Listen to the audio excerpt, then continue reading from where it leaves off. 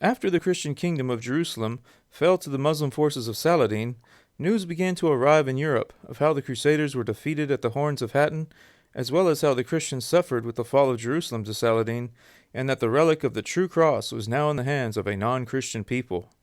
Interestingly, Saladin was on good terms with a certain Christian people as well as their Christian queen, namely, Queen Tamar of the Orthodox Christian land of Georgia. The Georgians were, in contrast to other Christian pilgrims, allowed free passage into the city. Queen Tamar outbid the Byzantine emperor in the efforts to acquire the holy relic of the true cross, offering 200,000 gold pieces to Saladin, who had taken the relic as a prize at the Battle of Hattin, but Saladin rejected her offer. Thus, as each piece of depressing news found its way into Europe, it would eventually inspire Pope Gregory VIII to call for the Third Crusade. Pope Gregory VIII only reigned for a few months in 1187 AD, but he reigned long enough to call for yet another crusade to win back Jerusalem and the lost holy relic of the true cross.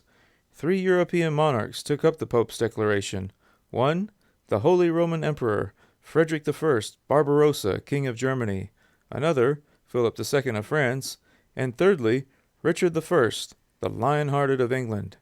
With these monarchs being the 3 most powerful men in Western Europe, the campaign looked promising. Barbarossa was the first king to set forth, traveling with his army through Thrace in the spring of 1190.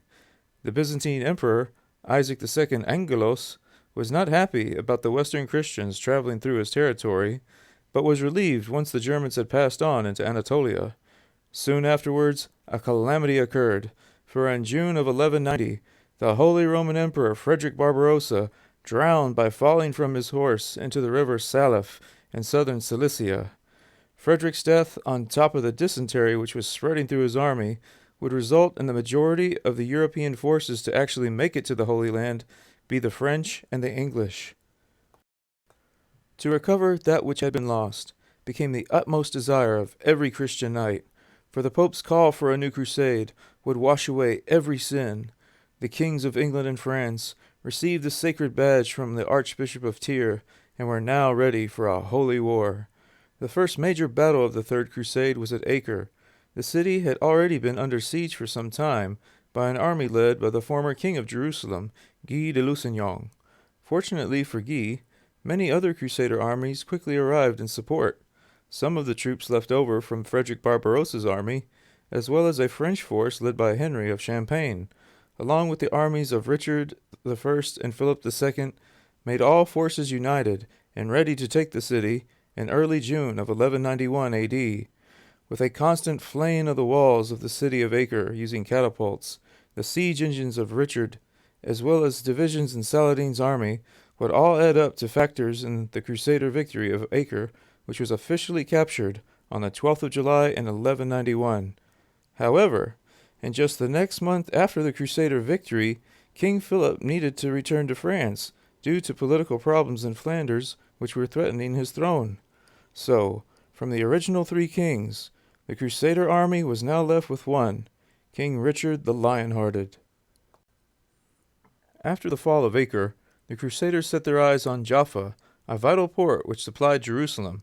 However, Saladin felt the best way to deal with the Christian invaders was to fight them in hand-to-hand combat out in the open field. Thus, on the 7th of September in 1191, on the plain of Arsuf, the 2 armies clashed headlong with one another. The Crusaders ended up winning the battle, but the Muslim losses were not that heavy. The Crusaders then marched on to Jaffa, but were also intent on heading straight for Jerusalem. King Richard agreed with the army's popular demand, and they then moved towards the Holy City. Unfortunately for the Christian armies, they would not reach their goal of Jerusalem until after January of 1192, for rainy weather was slowing them down, as was a dwindling supply of food. Due to these conditions, a fateful decision was made. Richard had marched within sight of Jerusalem, but he knew that even if he could storm the city's walls, his army, which had been so reduced by the various battles over the past 2 years, would not be able to hold against an inevitable counterattack. It was a decision supported by the commanders of both the army's 2 most experienced fighting units, the Knights Templar and the Knights Hospitaller. Now more than ever, the loss of Frederick's army was most deeply felt. Another march was made on Jerusalem the following year, but as times before, it stopped short, and the leaders once again decided they might take the city after a prolonged siege, but they would almost certainly be unable to keep in check a counterattack from Saladin. During this time, Saladin went on to attack Jaffa, which would fall in July of 1192. Richard sailed to and arrived in Jaffa in August after the city fell to Saladin. Richard was determined to reclaim Jaffa.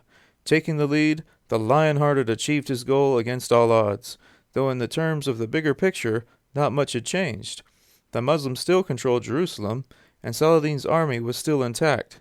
It was pretty much a stalemate, and just as with Philip of France, domestic affairs in England demanded Richard's immediate return home in order to safeguard his throne in October of 1192.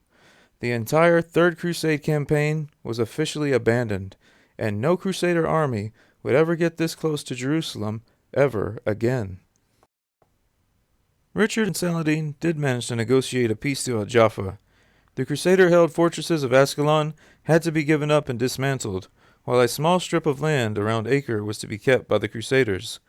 The future of the safety and humane treatment of Christian pilgrims in the Holy Land was also bargained for. It was not quite what was hoped for at the outset, but there was always the possibility of another crusade sometime in the future.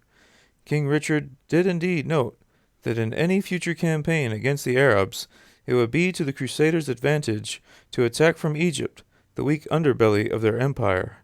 And it was precisely this plan which the Fourth Crusaders adopted, even though they would again become distracted from their original objective. For the prize of the Fourth Crusade would not be Damascus, the Queen of Syria, nor Jerusalem, the Holy City, but the soldiers of the Fourth Crusade would covet and set their eyes upon the jewel of the Byzantine Empire, namely, Constantinople. This is the Leap of Faith.